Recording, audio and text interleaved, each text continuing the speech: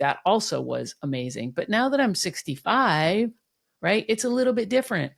I went to a couple of CrossFit classes recently and I thought I was going to die. And I'm not like in awful shape, but I'm like, really? They're like, just do what you can. And I'm like, this is Were it. you really So sore for days and days afterwards as well? not that bad. I mean, I definitely felt it, and like I said, I walk now. I don't cycle as much just because it's dangerous. There's a lot of crazy people out there. Um, but I do ride horses. I have a horse. I ride horses. I play polo. Which is So, very I mean, I'm athletic. People don't take horse riding seriously right. when it comes to being very athletic. You need to be strong. You need to be Yeah. conditioned. You have to have great core, great Yeah. inner thigh and outer thigh strength, leg strength. You Yeah. really have to be strong. And plus, when you're doing, depending on the type of riding you're doing, your heart rate can get incredibly high as well. Yeah. Alrighty, it is time to stop hitting snooze and awaken to a life worth being, the fun and inspiring podcast that dives deep into what makes life truly fulfilling. I'm your host, Sue Willoughby, a self-proclaimed badass transformational life coach for women over 40. Join me as I explore the extraordinary journeys of ordinary people who've transformed their lives from the inside out. Tune in weekly to uncover the secrets to smashing through your perceived limits and creating a life that's not just well lived, but totally worth being. Hi there, and welcome back to another wonderful episode of A Life Worth Being. Today, I am super excited because we're all going to get fit. Yeah, baby, we're going to get fit. In the next little bit where our lives are going to change. My guest today is Alicia Jones, and she helps transform the health and the lives of women over 50 through her fitness and weight loss strategies. She is an expert that has been featured in major media outlets, including Shape Magazine, Very Well Fit, and Active. She also has a BA in kinesiology, which is very cool, and she's going to tell us about that. And additional qualifications, including the National Coach of Canada, NCCP, Advanced Sports Nutrition, Certified Group Fitness Instructor, Personal Training Specialist with CanFit Pro, and many, many others. Alicia, welcome to A Life Worth Being. I should have had my workout clothes on today, I think. I had the workout clothes and the sweat going for both of us, so we're all Perfect. good. Perfect. Well, thank you for having me today. I'm excited. Yeah. This is great. So, okay, I have to start out. So I am a woman over 50, and I'm going to be 65 in September. Oh, And happy I have birthday. gone, thank you. Thank you. I have gone through, when I was younger, I did no workouts whatsoever. And then I think I was around, I would ride my bike a little bit, but I was, they always wanted me on the sports teams because I'm tall and they wanted me to do rope. They wanted me to do crew, all this other stuff. And I'm like, yeah, I don't want to, I went out for basketball tryouts in high school and, because I'm tall, I'm like 5'10". So, we were doing laps around the gym and I kept stopping at the water fountain. I'm like, this sucks. Right. So I'm like, I hate this. And then I would skip gym class all the time. Anyway, enough to say I was not an athletic person when I was younger. Then when I was about 35, I met a friend of mine and she's like, hey, I'm doing this fundraising bike ride. Do you want to join me? And she said, it's kind of a big deal. And I'm like, yeah, whatever. Well, come to find out, it was the AIDS fundraiser. It was and it was like 7 days riding from San Francisco to LA. And I'm like, what? And we had to raise like $2,500. So That she was sounds like kind of a fun, by the way. triathlete person. What's that? That sounds like a lot of fun. That sounds like somebody like me now would love to do. But I was like you, I did not love fitness when I was growing up. Yeah. I was not born into it, and I did not think it was the bee's knees of the most wonderful thing. So I totally get you on that. Oh, so I let her train me, and there were times when I was, crying under the covers, like, hoping that she would call off the ride, like, "Well, 80 miles in the rain in the Pacific Northwest is not my idea of a good time." But I'll tell you what, it kicked my ass and got me in, like, incredible shape. Of course, I came back from the ride and threw my bike in the garage and didn't touch it for a few months and, Oh. and still kept I thought eating this was like your I was. origin story of Well, exercise. I thought you were about to it say, was and one of then my I fell in love with it, and that was it, and it Well, was it's true. wonderful. I did, but there was, no, we kept cycling after that, and there was a group of us that kept cycling. So it was fun. It got me in shape. It made me really aware. Another fitness journey that I took was working out at a boxing gym, and I Oh, was there yeah. for like 5 days a week. That also was amazing. But now that I'm 65, right, it's a little bit different. I went to a couple of CrossFit classes recently, and I thought I was going to die. And I'm not, like, in awful shape, but I'm like, "Really?" They're like, "Just do what you can," and I'm like, this is Were it." you really So, sore for days and days afterwards as well? not that bad. I mean, I definitely felt it, and like I said, I walk now. I don't cycle as much just because it's dangerous. There's a lot of crazy people out there. Um, but I do ride horses. I have a horse. I ride horses. I play polo. Which is So, very I mean, I'm athletic. People don't take horse riding seriously right. when it comes to being very athletic. You need to be strong. You need to be Yeah. conditioned. You have to have great core, great Yeah. inner thigh and outer thigh strength, leg strength. You Yeah. really have to be strong. And plus, when you're doing, depending on the type of riding you're doing, your heart rate can get incredibly high as well. Yeah. Yeah, I have Exactly. clients who ride, so I Awesome. understand that. So here I am. I'm in the right place apparently, and I would love to find out more about, well, first of all, why do you focus on women over 50? Mm. Well, I'm glad you asked that. So, for myself first, I did not love fitness just like you did not, and for years and years, I did absolutely nothing. And honestly, my origin story was that I just wanted to lose weight, and I felt Mm, frumpy, and that was my thing. And so, I used to push myself way too hard. I used to get into programs that it was dieting. It was like a watermelon diet, the grapefruit diet, at the same time as yep. I was pushing myself with exercise. And then I couldn't sustain it. So I'd think it was horrible. I'd give it up because I couldn't sustain it, feel bad about myself until finally that cycle would start again. And it took me actually meeting amazing coaches that taught me I can eat real food. I can enjoy the exercise that I'm doing. I started getting more into weight training at that time. That was where I started. But I didn't really focus on the over 50 population until I was older and I started looking at both my mother and my past life. Because growing Mm, up, it was actually my grandmother who took care of me the most because my mother was a single mother. She was working. And yeah, same so, here. yeah, yeah. So my grandmother was the one who took care of me, but she grew up in an age when smoking was considered really normal. She was a nurse and she smoked. Yeah. So for I could her, never figure that out, right? it, What? yeah, like the doctors were smoking. You smoked, like supposedly, she said you'd smoke in the actual hospitals. You'd be smoking Yeah. everywhere. It was no Yeah. big deal. And Yeah. so for her, that was her life. But as she was starting to take care of me when I was growing up, she had emphysema, she had heart disease, COPD, Mhm. cardiovascular disease. And she wasn't able to take care of me as well as she hoped to. We actually had to get a babysitter in at the same time as she was there taking care of Mm, me because she wasn't strong enough. She didn't have the energy enough to take care of me. And so that really affected me. I'm so close. Well, I was so close with my grandmother. I loved her so much. And, no matter how much I love her, I know it affected our relationship for her. She wanted to be there for me more, for sure. And, I missed her being the sole caregiver of me when my mother wasn't there. I didn't want babysitters around. I used to chase them away, basically. I was horrible with them. Looking back, I feel bad, but it's true. But then what happened is that years passed. My grandmother unfortunately passed away. But as I was getting more into health and fitness, my mom became the same age that my grandmother was when she mm, was really unwell. But my mother's history was very different. She never smoked. She didn't really like drinking. She would go to her aerobics and fitness classes a couple times a week and eat healthy. And so she was really energized. She was strong. And what ended up happening is, as I was with my clients of many different ages, what I started to notice that was there was this big competition coming up to climb the CN Tower.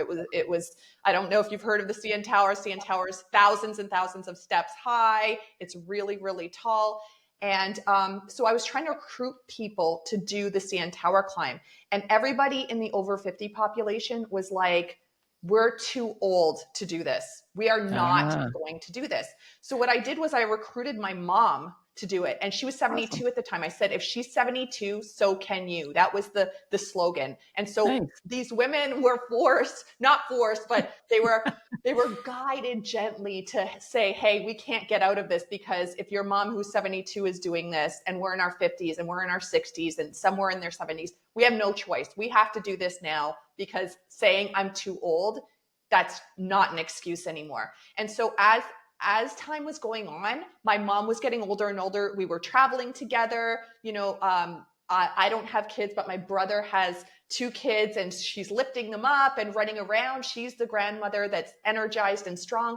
And so I was like, this really shows what could be possible. You have these two Yeah. outcomes of how, if you can take care of your health and really work on taking care of your health and your strength and your quality of life, you could be that grandmother running around after the grandkids, or climbing CN Tower. She's gone on amazing trips with me. We've gone to Scotland and Italy, just hiking for hours. She does better at it in some of those than I do, seriously. But you have that as a possibility. Or if you're not taking care of yourself, your health could suffer. You could end up being that person sitting on the sidelines, not able to participate in life and have a good quality of life. And that's what really sparked me into starting to work specifically with women over 50.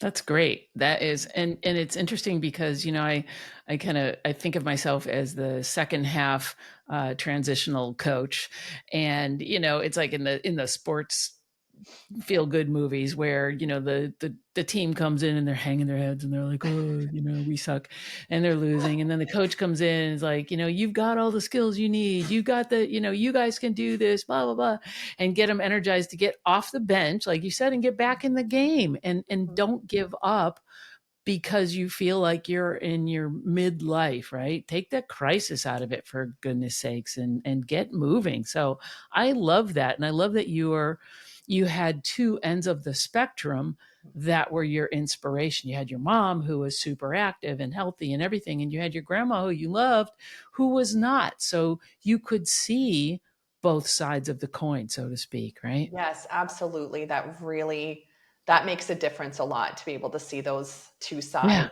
and see what's possible. So you know, having had my own, ups and downs with the fitness journey, and you kind of get into routines where well, I'll do this, and then I always fall out, right? Like, I don't know, I've got a Peloton sitting in my bedroom. I've got, this, right? I've got all the workout equipment, but the thing is, I'm not really good at motivating, outside of the gym. That's why I like to go to a class, because boom, you're doing what everybody else is doing, or the bell rings, you go on to the next activity, and you kind of just do that. So Yeah. how do you work with people to keep them motivated and Mhm. keep them on track to do that? So I'm maybe jumping ahead a little bit, but I'm just curious, because I know for my own benefit. Well, first, let's be real, because if you ride horses, you are definitely getting fit. It's just that that's something that motivates you or creates a spark for you. And I think that's Yeah. what's really important. It's like, what is going to motivate you, create that spark for you to continue?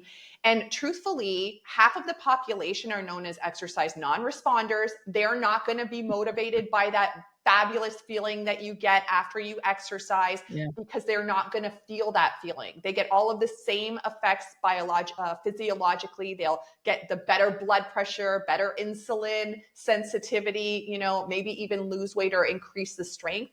But you're not going to get that happy feeling after exercise, so you can't bank on that. And that's why I'm really glad that you mentioned the classes. You need to find activities that are going to create accountability and motivation. Mhm. So whether that's a group class where you're a part of, I have a group program where there's accountability meetings where you show up every week, you share, were you able to succeed this week in what you had planned, or are you having some setbacks you need some help with, or even one-on-one coaching where you meet with somebody and you have no choice. I mean, you paid for the class, you're Yeah. going to go there, and the person's going to just tell you what to do, walk you through it, and Yeah. you're going to do your workout. But at the end of the day, it's about just finding a way to get it done, finding a way either through accountability, motivation, or an activity that you just absolutely love. And I think accountability is huge. I know at one point, I just decided to do Weight Watchers, right? And it was all about going to the meetings Mhm. because, and it was interesting because, here I am, I'm like, I just eat too much good food. It's not like I was a McDonald's junkie or anything like that. And there were some real, you know, people with serious, food issues and so forth. And I mean, I lost 40 pounds and, Wow. and everybody's like, when you have to go around the room and talk about like what activities you did or something, you're like, well, I parked, further away from the door. And then it's like my turn. What'd you do? "Oh, I don't know, 50-mile bike ride, and I feel a little sheepish saying that, right? But still, I mean, like you said, you got to find something that is motivational, right? That's going Mhm. to motivate you, that you want, aside from the good feeling, because I've Mhm. been there where I will work out, and then I'm like, once you kind of get in that groove, you start feeling good. You don't want to miss it, right? You don't That's want to right. stop doing it.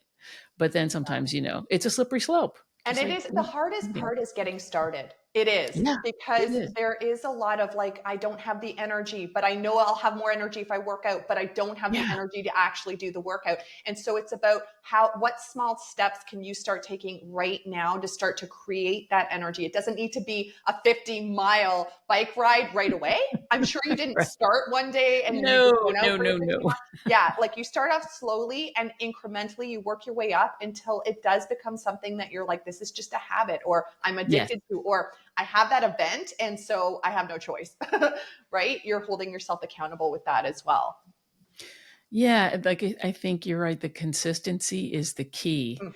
So what do you do? And I know that, I mean, I know myself, right? I have, and I think women of a certain age get frustrated because they don't see a lot of change either, well, quickly, I mean, things weight loss and fitness don't happen quickly. You have to Mhm. be consistent, like you said. But I think, people are so conscious about being on the scale and I'm not losing any, and all of this, and I still feel squishy. And why is my body not changing? Is that something that you address as well? Yeah, I do, because okay, first, the formula to become stronger, to Hmm. lose weight and to get in shape is a lot different in your 50s and your 60s and beyond. Yeah. Okay. Definitely. And some things, like we're talking about, do whatever motivates you to get started. Absolutely. But what we Hmm. do know is maybe when you were younger, you went to Weight Watchers, you were able to, let's say, have a few less points than you were supposed to. You lose weight a little bit more quickly and you're able to sustain it for a little bit longer. Yeah. But what happens with age is that we're losing mass, lean muscle at a faster rate. And at the same Hmm. time, we do not synthesize muscle or grow like lean muscle, our actual muscle, at the same rate either. It slows way down. So if Is you're that why you doing, get those flabby that's what, yes, underarms? exactly, right? Because so if you're doing things that are like, there's some great benefits to Weight Watchers, but if you're doing things that are maybe more calorie restricting, like you did in your 20s or 30s, or you're cutting back but you're exercising a lot more and you're not really working on lean muscle, then Yeah. what you're doing is you're not really working on this fat burning metabolic strength building system that you have in your body, your muscle. You're degrading Gotcha. it, you're not able to repair it. You start to, maybe you lose weight, but you're wondering, why am I losing weight, but I have all this flab under my arms, or I'm I'm not not. feeling Yeah. that strong. So the Yeah. scale might even show that you've lost weight. Like I've had people come into my program that have actually had really great results with other things like Noom or Weight Watch or something like that, where Right. you're doing the calorie restriction, but they only get so far, and then they're like, that last 10 pounds or 15 pounds, it's not coming off. Why? What's happening? And when they enter into my program, the scale weight doesn't move, but by the end, they've lost like 6 inches around their stomach. Their Right, your before clothes are pictures, fitting. Yeah. yes, their clothes are fitting a lot different. The scale won't move because you've enhanced lean muscle. If you only have 15 or 10 or 15 pounds left, you're going to enhance lean muscle maybe at almost a similar rate to the fat that you lose. And so because you're creating that lean muscle, you're smaller.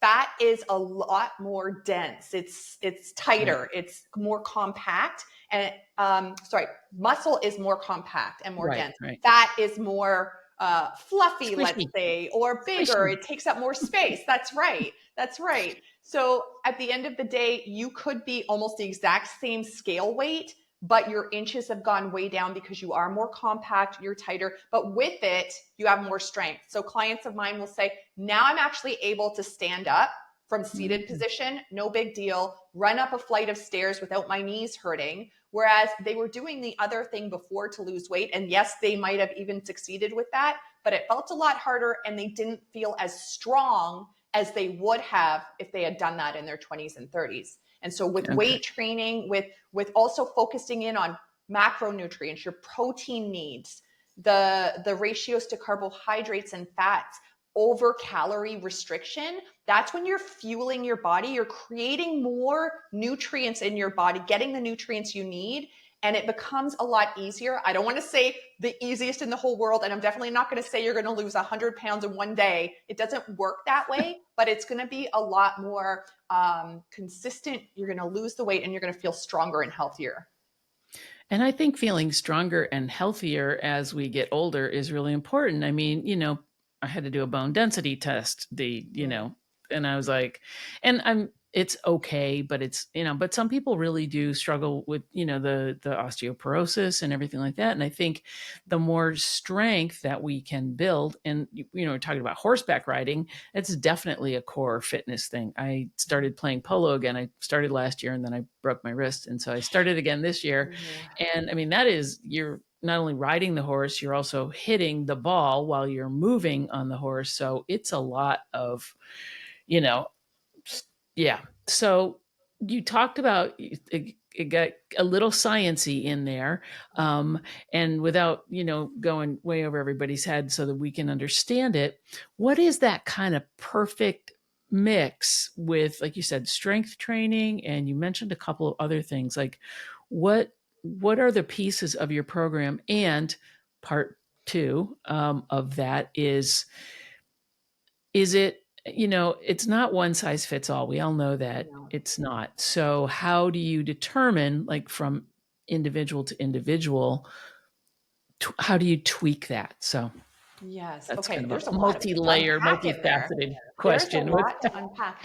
Okay. So while we are all unique and absolutely you've yes. got to have something that's tailored to you, your health, your hormones, and your lifestyle, I think. And one thing you touch on with lifestyle as well is what are you willing to do versus what does the science say to do? So for example, if I told you right now you have to weight train, and you have to weight train 3 times a week, you have to get rid of the polo. It's long hours on the horse, and it's really exhausting for the body. You're probably going to say, no. You know what? I just got back into that. I don't want to do that, and I am okay. I can work in weight training, but Yeah. I'm not going to do 5 days a week or 6 days. I'm going to keep it to my 3. Let's say that's the case. That's a big part of your journey as well, because you could know all the things to do, but again, are you actually going to do it? And that's where you need to negotiate what you're doing. So a part of it, if you were to follow the science to a T from what we know right now, you would weight Mhm. train, you would do anywhere from 2 to 3 times a week if you're just getting started with weight training. And then, especially for women, you do bouts of high intensity interval training. This is short bouts of all out intensity. And I'd actually be very curious for you with polo to have a heart rate monitor on, because I bet you're already doing it naturally. Because when you're on a horse, you're going fast, you're bending to get into that position where you're playing this vigorous game. Yeah. I'm sure there are times when you're out of breath and your heart rate is going through the roof. So you're probably doing that Not at the already. speed that I play polo. Pardon? I said, not at the speed that I play Oh. polo, but no, I'm kidding. Well, you But yeah, never no, I get what you know. mean. I get what you mean. And I do have a heart rate monitor on. I've got Okay. my watch on, my little, Have you Apple looked Watch. at your stats? Is that something No, that because I'm trying to interests stay you? on the horse, so I haven't looked at my stats. Well, I meant more afterwards, especially if it's an Oh, gotcha. Apple Okay. Watch, then usually Yeah. afterwards is when you can really calculate and see what you're Right. doing, right? Yeah. But it would be interesting to see what zones you got into because you Yeah. can do just small bursts of all out intensity and really start Mhm. to improve your lung capacity, which is your VO2 max and how you use oxygen. That declines with age. So you have to work that system. And it means you have to push yourself to a point where you're out of breath at times. We So know that. that's the HIIT component, HIIT, HIIT, high Yes, high intensity intensity interval training. interval Yes. training. Gotcha. Okay. Yeah. So it And I has have to heard of be, that before. yeah, and you want to get yourself to a point where you're really out of breath. I mean, if you were to talk to a friend, you just be like, "Can't do that right now. Like, leave me alone for a minute." It doesn't mean you're passing out. It doesn't mean that it has to be, the most intense thing where you're feeling really scared with the rate of your heart rate. But you do need to push yourself because we know that the VO2 max it declines with age. That's how you use oxygen. That's linked to your quality of life.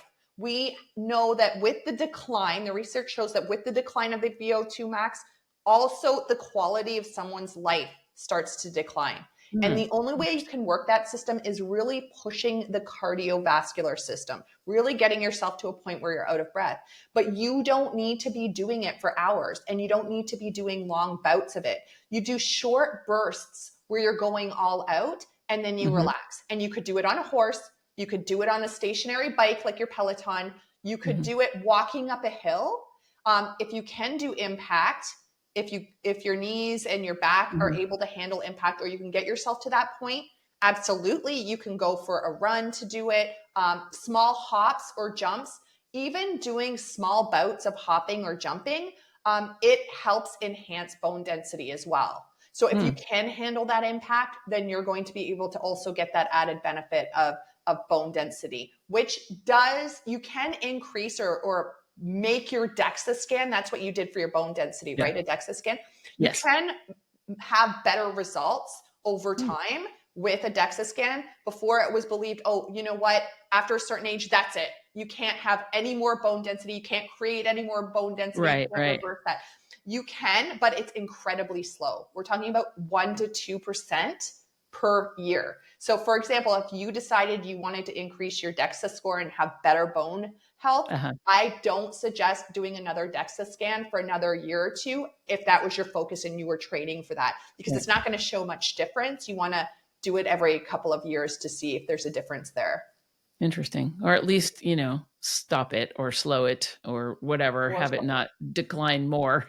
That's it. And Yeah. and also, so that's the worst case scenario. Your best case scenario is that you've improved your DEXA and your bone density. The worst case scenario is that you maintained what you have. Right. Right. Which That's is it. which is great as well. Both are excellent. Yes, absolutely. So you also mentioned the nutritional piece. Mhm. What and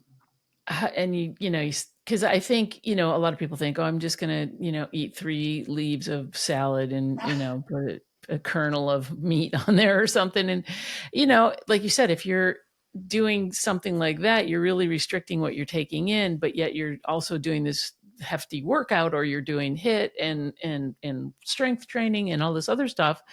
Your body it's like fighting against itself, is what I think I heard you say, right? It's sort of like counterproductive to minimize what you're taking in and then have a higher output of physicality. Yeah, Does that make sense? the easiest thing to think of is this. If you don't fuel your muscle, and I talk a lot about muscle because we lose that with every decade Yeah. after adult life. And that tends to be in our 20s, that every decade after that, you're losing some lean mass. And that Hmm. accelerates with age. There's another acceleration period at 65. Thank And you for that. I know, right? Did you see how I emphasized that? I'm like, 65. Happy birthday. okay, But moving on. yeah. Yes, but okay, the whole thing is to maintain this lean muscle, to enhance lean muscle for our strength, quality of life. And yes, because to sustain our lean muscle, it is very metabolically active. You have to have a lot of calories and food in there to sustain the level of lean muscle that you have. So let's say you eat a lot less, right? Then how Right. is your muscle going to maintain and sustain its strength? How are you going to get through your workout with the energy and strength? And you're actually somebody who cycled long distance. You've probably Mhm. heard of bonking, right? Have you heard Oh, of bonking? totally. It was always like, eat before you're hungry, drink before you're thirsty. Mm-hmm. Yeah, because you don't want to bonk going up a 10% grade because you'll just fall over. That's it. And people don't understand. I get a lot of people who are really into intermittent fasting right now. And so they've Mhm. decided they're not going to eat anything and then come to a workout session with me and not tell me, by the way, until halfway through. Thank you. But this, you're going to end up bonking one, which means you don't have the energy or the strength to finish your workout. It's like you've hit a wall, and it really does feel like you've hit a wall. You know this. Have I you do. Yeah. experienced it? Yeah, I have. And also just even, going for a walk, I feel like hypoglycemic, right? If I Mm. haven't had a snack. And if you wait too long, and I noticed this sometimes when I was cycling and it was cold out, my body was not just doing the cycling, it was also working extra hard to keep me warm. So I would bonk quicker. And then if you wait too long, you get literally like you're going to pass out That's almost. And it. it takes a Yep. while to get that blood sugar level up, or your whatever it is up. You're the science person here, not me, but you get that Well, back that up is to. a part of, yes, it is the Yeah. blood sugar levels. It is absolutely, you need your blood sugar level to be balanced during exercise. You need to have energy. People are scared of carbohydrates these days as well, but Right. carbs are what is our body's simplest way of getting energy. It is the most available right that second. So if you're doing exercise, Hmm. you need to be having some form of carbohydrate. Doing a low carb diet or really restricting your carbohydrates around exercise could actually be detrimental. You do reduce your energy, that bonking feeling. Yep. You don't feel as strong, and you're, especially with weightlifting, you're not able to lift as heavy as you may be able to lift if you are properly fueled. And if lifting heavier means you gain more strength and better lean muscle mass, then that's where you need to get to eventually. You don't need to start there the day one, but you do need to get to a place where you can lift heavier weights. Cool. I gotcha. Now I'm feeling like, yeah, I need to get going. I need to sign up for your program. Um, yeah. Take me on as a guinea pig, and then I'll have you back on the podcast in, how long is your program? There Four you go. months? It's 12 weeks. We'll do 12 it before weeks. and after And 12 then weeks. we'll do before and after pictures, and we'll put it up on the website, and you can track my progress. Oh, I That would love be that. that would be a commitment, right? I'm committing to the audience that I'm going to do Oh, this. ooh, I like that. Anybody want to throw down a I challenge like here, right? that. I don't Oh. know. I'll think about that. Um, so, I so do will say you? for horse riding, because like I've said, I've had many participants in my program who either are like, they retired. I have one who retired from New York, moved to, like, I don't even know where, in the middle of nowhere, to open up a horse ranch and to start Hmm, at in her 70s. cool. She's taking care of the Love it. horses. She's riding the horses. She has to ride them all every day. Otherwise, they won't get their Nice. exercise. Yeah. So, and doing strength training and riding horses, at the end, the overall consensus, again, subjective, they're my participants in my program, but they're like, Yeah. I'm able to do so much more. I have so much more stamina. I'm able to, do the Yeah. upkeep. Like, it's just, especially for core strength. We talked about Hmm. core strength for back strength as well. As you know, with riding, you have to have, at least with English, like if you're doing Yeah. English riding, you have to have You have to have good good posture just posture. in general, because and I was also getting to the point where it's good for the horse too. I also do equine massage, and horses will compensate for the human being way out of balance, right? Because Oh, they've interesting. got to they've got to be stable, Mhm. and the person up on their back is flopping around all over the place because they're not in Mm. good shape, and it's hard on them. It's hard on them. Yeah. So Oh. Yeah. Anyway, sorry, I didn't mean to interrupt you. See, so that's another motivator. So Yeah. if you are riding horses and you want to take it easier on your horse Yeah. and Get in yourself, shape.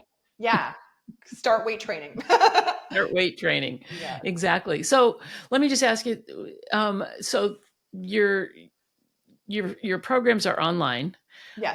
Are they can what kind of equipment can people, because you go to the gym and they've got all that stuff there and they got space and not everybody has that kind of space to work out. So I think that is a little bit of a deterrent. I know it is for me sometimes to work out at home.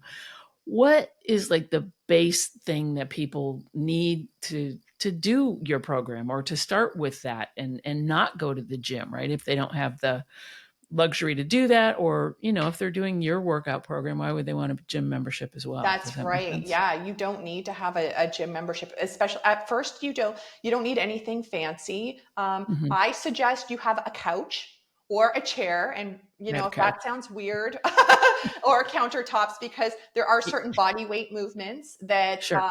if the lower you are to the ground when you do body weight movements, the harder they are. If you're just starting with body weight movements, again, this isn't about killing yourself and feeling sore and achy for days.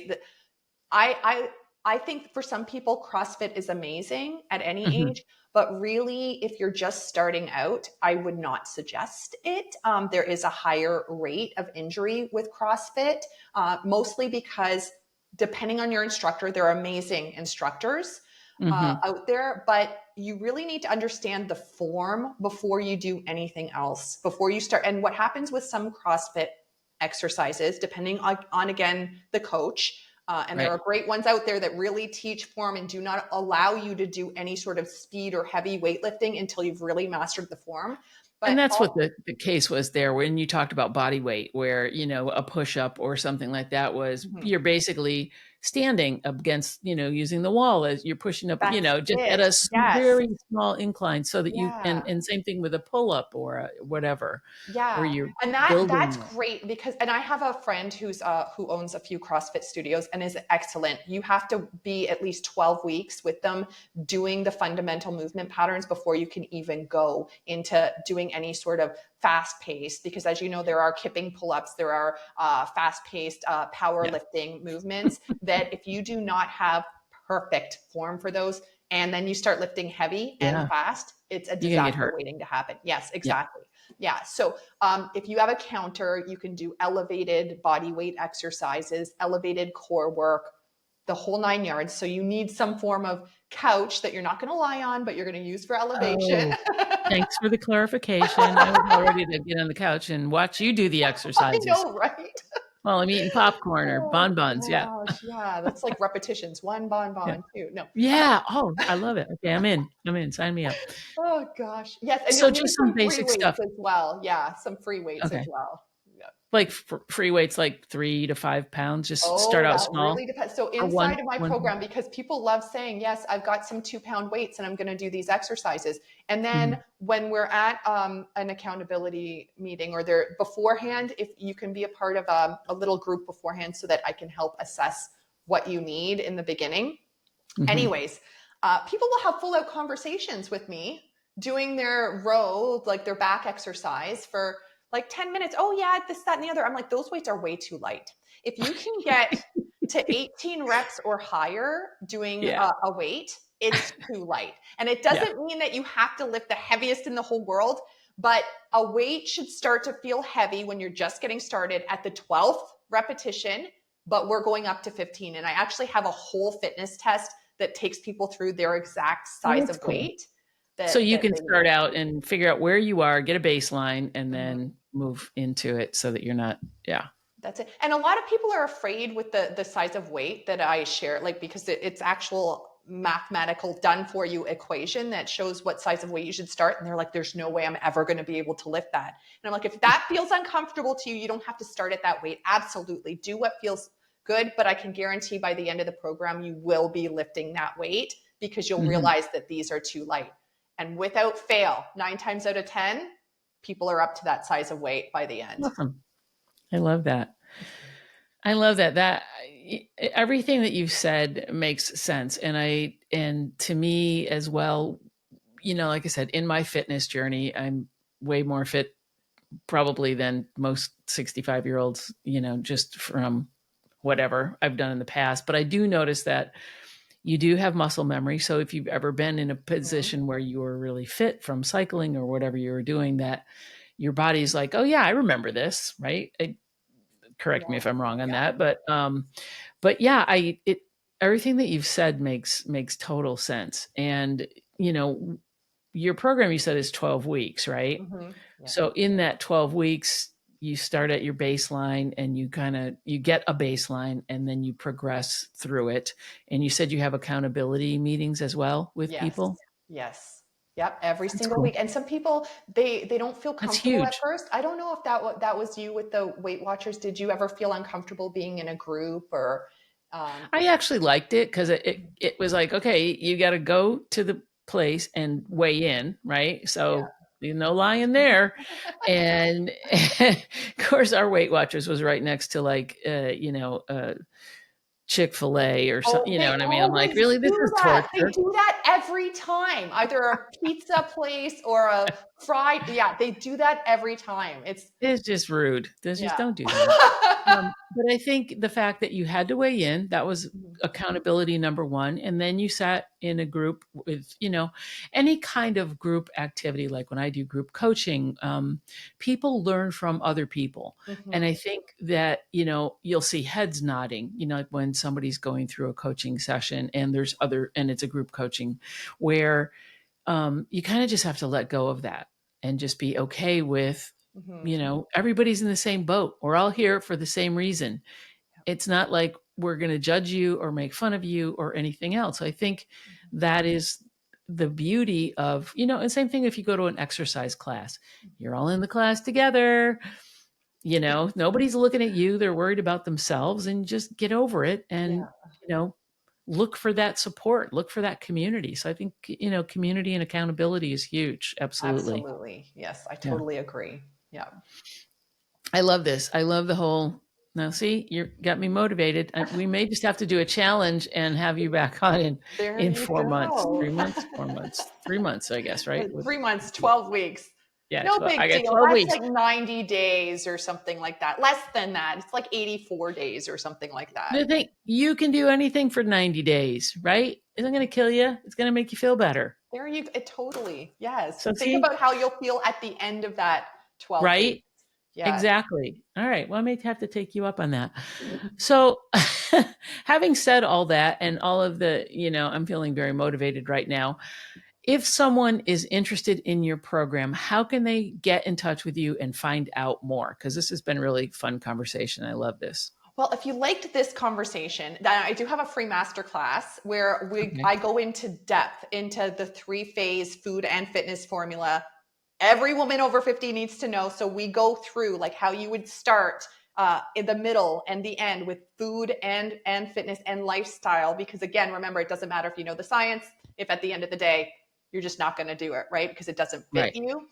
So at the end of my masterclass, I share how you can join my program if you would like Gotcha. to. And if you don't, well, you have a lot of information, action packed, lots of information and steps that you can start right away to start with your weight training, because we know it's important, and Yes. focusing on macronutrients instead of cutting calories, because we want to enhance lean muscle. Yay. So is pizza a macronutrient? Well, I'm just curious. technically, there's carbs on it, There's so, good and there's carbs and there's other carbs. protein and fat. So, I mean, Yeah. it's a whole thing right there. There you go. A little bit of Pepperoni everything. pizza with some green things on it is where. There you go. Some veggies. Got to get those veggies in. Right, right. So we will have a link to your masterclass in the show notes.